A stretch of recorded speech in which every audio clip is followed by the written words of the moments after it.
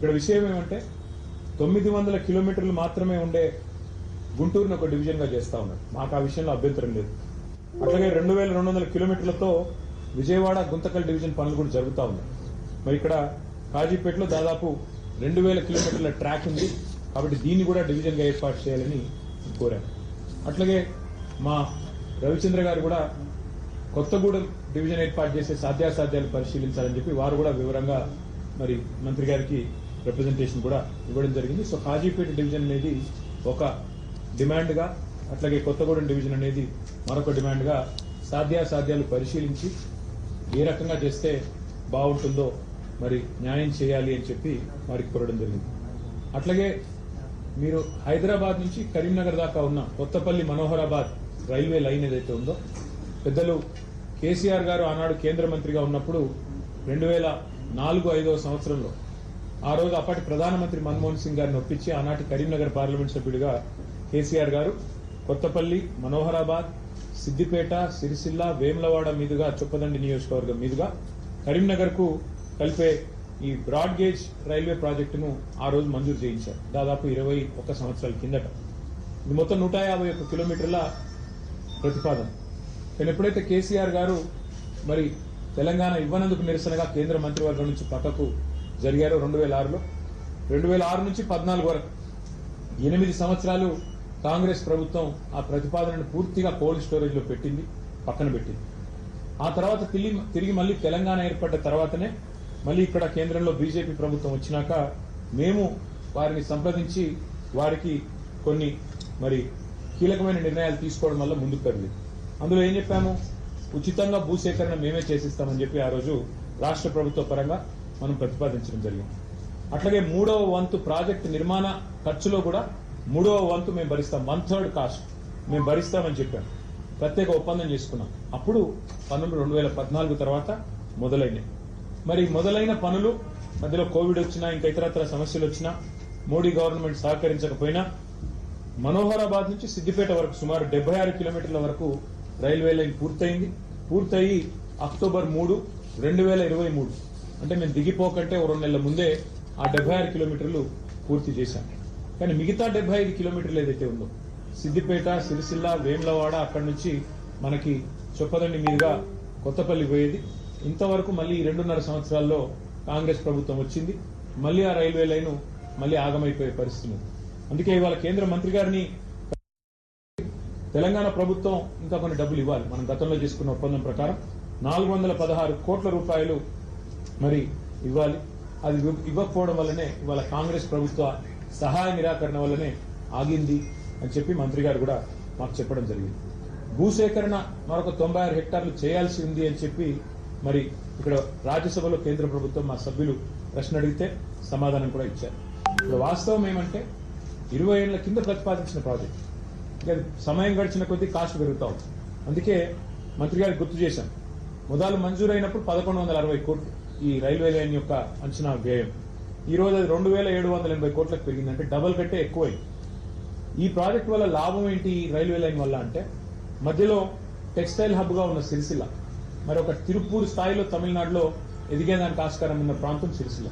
వాళ్ళ సిరిసిల్ల నుంచి వస్త్ర ఉత్పత్తులు, అపారల్ పార్క్ కానీ, టెక్స్టైల్ పార్క్ కానీ అక్కడి నుంచి ప్రపంచ విపణిలోకి పోతా ఉన్నాయి, ప్రపంచ మార్కెట్లోకి పోతా ఉన్నాయి. ఇవాళ న్యూయార్క్ దాకా, అమెరికా దాకా కూడా సిరిసిల్లలోని కొన్ని కంపెనీలు తమ టెక్స్టైల్ ఉత్పత్తులను వారు ఎక్స్పోర్ట్ చేస్తా ఉన్నారు. అట్లాగే పక్కన దక్షిణ కాశీగా పేరుపడ్డ వేములవాడ కూడా అదే సర్క్యూట్ లో ఉంది. కాబట్టి రాజరాజేశ్వర స్వామి దేవాలయం అక్కడే ఉంది. లక్షలాది మంది మరి ఆ దేవాలయాన్ని కూడా సందర్శిస్తూ ఉంటారు. అందుకే ఇంతటి ప్రాధాన్యత కలిగిన ఈ లైన్ ని మరి వెంటనే ప్రయారిటీ కింద టేకప్ చేయాలని చెప్పి అశ్విని వైష్ణవ్ గారిని, కొంత రాష్ట్ర ప్రభుత్వాన్ని ఒక ముళ్ళుగర్రతో పెట్టి పొడిచినట్టయితే ఏమన్నా కదులుతారేమో, నేను చెప్తే ఎట్లాగూ వారు వినరు, మీరన్నా గట్టిగా మీ డిపార్ట్మెంట్ కాబట్టి చెప్పండి అని చెప్పి వారిని కోరారు. దాంతోపాటు సిరిసిల్ల, వేములవాడ రైల్వే స్టేషన్ కూడా అత్యాధునికమైన సౌకర్యాలతో అమృత్ భారత్ స్టేషన్ పథకంలో చేర్చాలని చెప్పి కూడా వారిని కోరారు. దాని తర్వాత ఆ స్టేషన్ నుంచి తంగళ్లపల్లి రైల్వే స్టేషన్ నుంచి నేరుగా మిడ్ మానేర్ రిజర్వాయర్ మీదుగా ఎలాంటి ల్యాండ్ అక్విజిషన్ అవసరం లేకుండా ధవళేశ్వరం వద్ద ఎట్లా అయితే ఒక రైల్ కమ్ రోడ్ బ్రిడ్జ్ ఉందో అదే పద్ధతుల్లో ఒక రైల్ కమ్ రోడ్ బ్రిడ్జ్ ని కూడా మంజూరు చేయండి అని చెప్పి గౌరవ మంత్రి గారిని మరి కోరడం కూడా జరిగింది.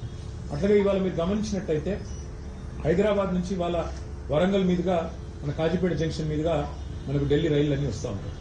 అట్లా కాకుండా అటు లోడ్ ఎక్కువ పెరిగింది కాబట్టి రేపు కరీంనగర్ నుంచి ఇటు మంచిర్యాల వైపు నుంచి తీసుకొని పోవాలి రైళ్లు అంటే ప్రత్యామ్నాయంగా ఎలక్ట్రిఫికేషన్ జరగాలి. లేన్ ఎలక్ట్రిఫికేషన్, రూట్ ఎలక్ట్రిఫికేషన్ జరగాలి. ఇవాళ ఈ రైల్వే లైన్ ఏదైతే ఉందో కొత్తపల్లి మనోహరాబాద్, దీన్ని సంపూర్ణంగా ఎలక్ట్రిఫికేషన్ కూడా టేకప్ చేయాలని చెప్పి మంత్రి గారిని విజ్ఞప్తి చేశాము. ప్రధానమంత్రి గారు ఏదైతే చెప్తున్నారో PM గతి శక్తి అని, ఆ లక్ష్యాలు అందుకోవాలంటే ఎలక్ట్రిఫికేషన్ కూడా చేయాలి, తద్వారా లోడ్ కూడా తగ్గాలి అని చెప్పి కూడా వారికి విజ్ఞప్తి చేయడం జరిగింది. అట్లాగే మంత్రి గారికి ప్రత్యేకంగా ఇంకో విషయం కూడా చెప్పారు. వారు IT మంత్రి కూడా, రైల్వే మంత్రి మాత్రమే కాదు IT శాఖ మంత్రిగా కూడా ఉన్నారు. కాబట్టి వారికి చేసిన విజ్ఞప్తి ఏమంటే, గతంలో కేసీఆర్ గారి నాయకత్వంలో మేము అన్ని పాత జిల్లా కేంద్రాలు, ఆదిలాబాద్ కావచ్చు, కరీంనగర్ కావచ్చు, నల్లగొండ కావచ్చు, మహబూబ్ నగర్ కావచ్చు, ఖమ్మం, కరీంనగర్, నిజామాబాద్ అన్ని చోట్ల IT టవర్లు కట్టాం. మొత్తం ప్రతి చోట 50,000 స్క్వేర్ ఫీట్ల పైన IT టవర్లు కట్టాం. అట్లాగే వరంగల్లో అయితే Genpact, L&T, Mindtree, tech Mahindra, అట్లాగే సైంట్ లాంటి కంపెనీస్ ని కూడా తీసుకొచ్చి వాటితోన అక్కడ కార్యకలాపాలు ప్రారంభించాం. ఎక్కడి పిల్లలకు అక్కడే ఉద్యోగ అవకాశాలు రావాలి, ఎక్కడి పిల్లలు అక్కడే మరి వారు తమ తమ జిల్లాల్లోనే తమ తమ ప్రాంతాల్లోనే హైదరాబాద్కి వలస వచ్చే అవసరం లేకుండా మరి బ్రహ్మాండంగా అక్కడే స్థిరపడాలన్న కోరికతో ఈ IT హబ్లు అత్యాధునికంగా 10 కేంద్రాల్లో మేము కట్టాం. ఇవాళ అవన్నీ కూడా కాంగ్రెస్ ప్రభుత్వం వచ్చిన తర్వాత దివాలా తీసి బూత్ బంగ్లాలుగా మారిపోయే పరిస్థితి వచ్చింది. అందుకే ఇవాళ కేంద్ర మంత్రి గారిని ఏం కోరామంటే, ముఖ్యంగా వరంగల్ అనేది హైదరాబాద్ తర్వాత 2వ అతిపెద్ద పట్టణం తెలంగాణలో. 10 లక్షల జనాభా ఉన్న పట్టణం, బ్రహ్మాండంగా పెద్ద ఎత్తున కాలేజీలు, పెద్ద ఎత్తున విద్యార్థులు ఉన్న ప్రాంతం వరంగల్. అక్కడ మంత్రి గారిని మేము కోరింది, మీరు మా గతంలో చేసిన పనులన్నీ వారికి వివరించి చెప్పాం, కానీ ఈ 2 ఏళ్లలో IT గ్రోత్ మందగించింది. ఇది మేము చెప్తున్న మాట కాదు, మేము చేస్తున్న ఆరోపణ కాదు. 9,46,000 ఉద్యోగాలు మేము మా ప్రభుత్వం వైదొలిగినాడు. హైదరాబాద్, తెలంగాణలో 9,46,000 IT ఉద్యోగాలు ఉన్నాయి. మరి ఈరోజు మన రాష్ట్ర ప్రభుత్వం వాళ్ళు చెప్తున్న మాటలు, గవర్నర్ గారి ప్రసంగంలో చెప్పారు 7,000 ఉద్యోగాలు తగ్గాయి, ఇప్పుడు కేవలం 9,39,000 ఉద్యోగాలు ఉన్నాయని. మొన్న బడ్జెట్ ప్రసంగంలో బట్టి విక్రమార్క చెప్పారు, ఆర్థిక మంత్రి గారు, డిప్యూటీ సీఎం గారు, కేవలం 9,39,000 అంటే నేను దిగిపోయిన నాడున్న ఉద్యోగాల కంటే 7,000 ఉద్యోగాలు ఇవాళ రాష్ట్రంలో IT రంగంలో తగ్గినాయని చెప్పి రాష్ట్ర ప్రభుత్వమే స్వయంగా ఒప్పుకుంటా ఉంది. దీనికి కారణాలు ఏమైనప్పటికీ ఇవాళ మంత్రి గారిని మేము అడిగింది ఏమంటే, ఇన్ఫ్రాస్ట్రక్చర్ ఉంది. వరంగల్లో బ్రహ్మాండమైన IT హబ్ కట్టినాం. అక్కడ ఒక India AI centre, India artificial intelligence centre, India data lab వరంగల్లో కేంద్ర ప్రభుత్వం అక్కడ ఉన్న ఇన్ఫ్రాస్ట్రక్చర్ ను వినియోగించుకుని ఏర్పాటు చేయండి. హైదరాబాద్ తర్వాత అంత ప్రాముఖ్యత ఉన్న నగరం వరంగల్ కాబట్టి తెలంగాణలోనే మరి 2వ అతిపెద్ద నగరం వరంగల్, అక్కడ ఏర్పాటు చేయండి ఇండియా AI ల్యాబ్, ఒక ఇండియా AI సెంటర్ లేదా ఇండియా AI డేటా ల్యాబ్ ఏర్పాటు చేయండి అని చెప్పి కొత్త పాలసీలో భాగంగా వారిని కోరడం జరిగింది. అట్లాగే కరీంనగర్, ఖమ్మం అక్కడ సైబర్ సెక్యూరిటీకి సంబంధించిన ఒక ఆర్టిఫిషియల్ ఇంటెలిజెన్స్ కేంద్రాన్ని ఏర్పాటు చేయండి, సెంటర్ ఆఫ్ ఎక్సలెన్స్ ఏర్పాటు చేయండి అని వారిని కోరారు. అట్లాగే సెమీ కండక్టర్ డిజైన్ మరియు డీప్ టెక్ రంగాల మీద మరి దృష్టి సారించే విధంగా STPI centre, software technology parks of India సెంటర్లను, centre of excellence, centre for entrepreneurship కూడా ఏర్పాటు చేయండి. మీకు ఇష్టమైన చోట, అది మహబూబ్నగర్ కావచ్చు, నల్లగొండ కావచ్చు, మీకు ఇష్టమైన చోట ఈ 10 ప్రాంతాలు ఉన్నాయి. ఎక్కడ మీకు అనుకూలంగా ఉంటే అక్కడ మీరు దయచేసి ఇది కూడా ఏర్పాటు చేయండి. So centre of excellence of STPI on entrepreneurship ఏర్పాటు చేయమని కోరారు. దాంతోపాటు మరి అందుబాటులో ఉన్న ఈ IT టవర్లలో అన్ని మౌలిక సదుపాయాలు ఉన్నాయి. రాష్ట్రమంతా T-Fiber కార్యక్రమాన్ని కూడా మా ప్రభుత్వమే చేసింది. కనెక్టివిటీ రాష్ట్రం అంతటా కూడా ఉంది. కాబట్టి పాలసీ ఫ్రేమ్వర్క్ కూడా సిద్ధంగా ఉంది, ఇన్ఫ్రాస్ట్రక్చర్ సిద్ధంగా ఉంది. ఈ అన్ని నగరాలు, అన్ని పట్టణాలు ఇప్పటికి మా ప్రభుత్వం వచ్చింటే ఉపాధి కేంద్రాలుగా మారే అవకాశం ఉంది. యంగ్స్టర్స్ కి హైదరాబాద్ కి, బెంగళూరుకి పోయే అవసరం లేకుండా ఇంకా ఎక్కువ IT విస్తరణ జరిగేదానికి మా ప్రణాళికలు ఉండినాయి. కానీ ఈ ప్రభుత్వం, కాంగ్రెస్ ప్రభుత్వం పట్టించుకోవట్లేదు. మీరన్నా జోక్యం చేసుకొని వారికి తెలియజెప్పండి. ఈ Tier 2 సిటీస్ అంటే ద్వితీయ శ్రేణి పట్టణాలు, వాటిని మరి పెంచాలి, విస్తరించాలి. ప్రపంచవ్యాప్తంగా ఉన్న ట్రెండ్కి అనుకూలంగా మనం కూడా AIని వినియోగించుకోవాలి, ఆర్టిఫిషియల్ ఇంటెలిజెన్స్ ని. అందులో భాగంగానే AI డేటా ల్యాబ్స్ కానీ, AI సెంటర్స్ కానీ ఏర్పాటు చేయండి అని చెప్పి మరి కేంద్ర మంత్రి గారికి కొన్ని విలువైన సూచనలు కూడా చేయడం జరిగింది. దాదాపు అన్ని విషయాలు కూడా వారు విన్నారు. మరి విని తప్పకుండా పరిశీలిస్తానని చెప్పి మాటిచ్చారు. మాటిచ్చిన తర్వాత మరి రైల్వే అదేవిధంగా ఐటీ 2 రంగాలకు సంబంధించి కూడా చాలా సావధానంగా అన్ని కూడా వారికి వివరించి చెప్పాము. న్యాయం జరుగుతుంది అని చెప్పి ఆశిస్తాము. Thank you. ఢిల్లీకి వస్తుంది సీఎం రేవంత్ రెడ్డి ఉంటున్నటువంటి సమయంలోనే కేటీఆర్ వస్తున్నారు.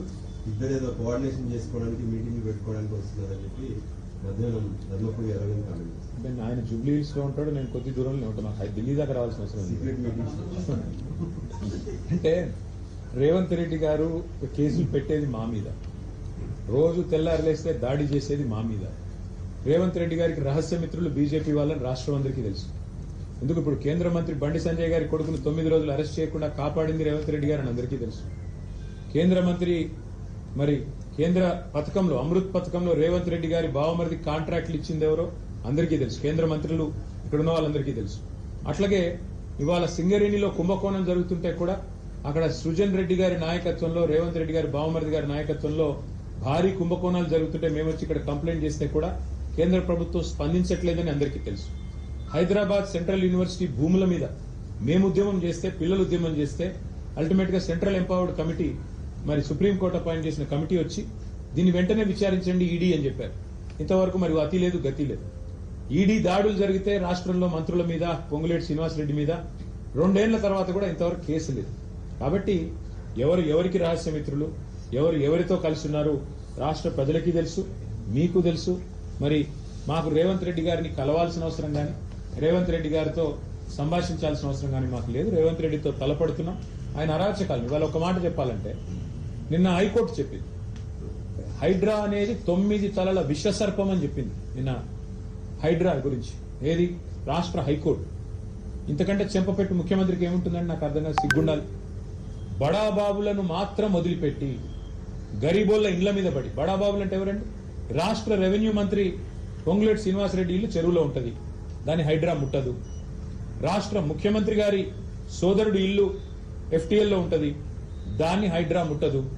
రాష్ట్ర మంత్రులు వివేక్ గారు, శాసన మండలి చైర్మన్ సుఖేందర్ రెడ్డి గారు, రాష్ట్రంలో ఇంకా కీలక నేతలు చాలా మంది బిల్డింగ్లన్నీ చెరువుల్లో ఉన్న, శిఖాల్లో ఉన్న వాటిని మాత్రం హైడ్రా ముట్టదు. ఎవరిని ముడుతుంది హైడ్రా? బీద, బిక్కి, మధ్యతరగతి ప్రజలు. నేను అడుగుతా ఉన్నా ముఖ్యమంత్రిని, కబ్జా కోరులు అంటున్నావు. అందరికంటే పెద్ద కబ్జా కోరులే నీ అన్నదమ్ములు కదా. అందరికంటే ఎక్కువ ఆస్తి దోస్తున్నది, అందరికంటే ఎక్కువగా ఇవాళ విధ్వంసం చేస్తున్నది నీ మంత్రులు కదా. 1 కోటి ఎకరాలు నిషేధిత జాబితాలో పెట్టింది నీ మంత్రి కాదా? కేసీఆర్ గారు దిగిపోయినాడు, కేసీఆర్ ప్రభుత్వం దిగిపోయినాడు. రాష్ట్రంలో నిషేధిత భూముల సంఖ్య ఎంత అంటే, మొత్తం సైజ్ ఎంత అంటే 16 లక్షల ఎకరాలు. ఇవాళ 1 కోటి ఎకరాలకు చేరుతుంది. ఏ కారణం చేత పెడుతున్నారు 1 కోటి ఎకరాలు? 30% కమిషన్ తీసుకోవట్లేదా నీ మంత్రులు? కబ్జా కోరులు, భూదందాలు చేసేది, భూమిని ఇలా భూహారతిలాగా మింగుతున్నది నీ ప్రభుత్వం కాదా? నీ మంత్రులు కాదా? ప్రజలకు తెలియదా? కాబట్టి హైడ్రా పేరిట నువ్వు సృష్టిస్తున్న అరాచకం, పేదవాళ్ళ ఇల్లు కూలగొడుతూ, హైదరాబాద్ లో ఇల్లు కట్టాడా 2.5 ఏళ్లలో? ఎన్ని ఇల్లు కూలగొట్టావు నువ్వు? కొన్ని వేల ఇల్లు హైదరాబాద్ లో కూలగొట్టి, ఒక్క ఇల్లు కట్టకుండా, ఒక్క ఇటుక పెట్టకుండా విధ్వంసం సృష్టించి, రియల్ ఎస్టేట్ ను కుప్పగూల్చి నువ్వు డబ్బులు చేసుకుంటున్నావు. పెద్ద పెద్ద బిల్డర్లు ఇవాళ చెరువుల్లో ఇల్లు కడుతుంటే, పెద్ద పెద్ద బిల్డింగ్లు కడుతుంటే నీకు కనబడదు, కానీ ఇవాళ పెద్ద పెద్ద మాటలు. అందుకే మేము అనేది హైడ్రా అనేది it has become a blackmailing extortion tool of Revanth Reddy.